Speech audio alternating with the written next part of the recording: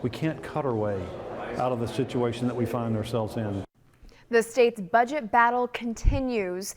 Good evening, everyone, and thank you for joining us. I'm Megan Conway. Rod has the night off. The University of Nebraska testified in front of lawmakers again today, hoping to find a compromise when it comes to budget cuts. Channel 8 Eyewitness News reporter Nicole Cousins has more in our top story. Nicole? That's right, Megan. The university argues it's the one creating jobs and opportunities to keep Nebraska's economy growing. And the best way to get out of the current deficit is to keep tuition affordable. The University of Nebraska revisited the Appropriations Committee Monday in hopes of making dollars and cents out of the next fiscal budget. We are facing a time of fiscal stress. The only way, in my view, that you move beyond that fiscal stress is to grow your economy. With a potential billion-dollar budget shortfall by 2019, Governor Pete Ricketts' proposed budget cuts funding to the university by $56 million each year over the next 2 years. NU President Hank Bounds is now asking to reduce that number to $46 million. For us, as we're a very small state from a population perspective, 1.8 million people. So when you look at, you look at other states, and when you think about Big Ten competitors, those institutions have capped their enrollment. They can demand almost any tuition number that they want and capture it.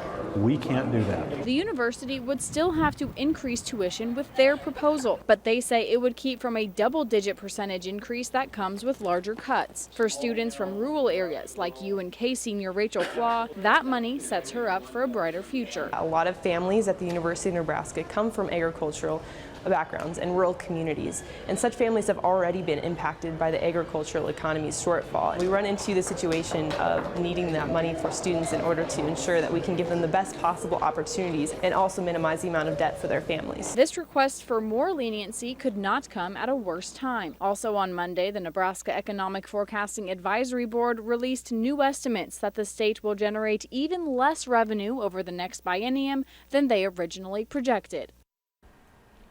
President Bounds suggested using the state's rainy day fund to cover the extra $20 million over 2 years. Now, the Appropriations Committee is the one that's looking at all of these recommendations. They have to present this to the floor for the debate. Now, that will most likely be in April. The budget has to be set by July 1st. And of course, we'll keep following the story to keep everyone updated. Absolutely. Thank you, Nicole.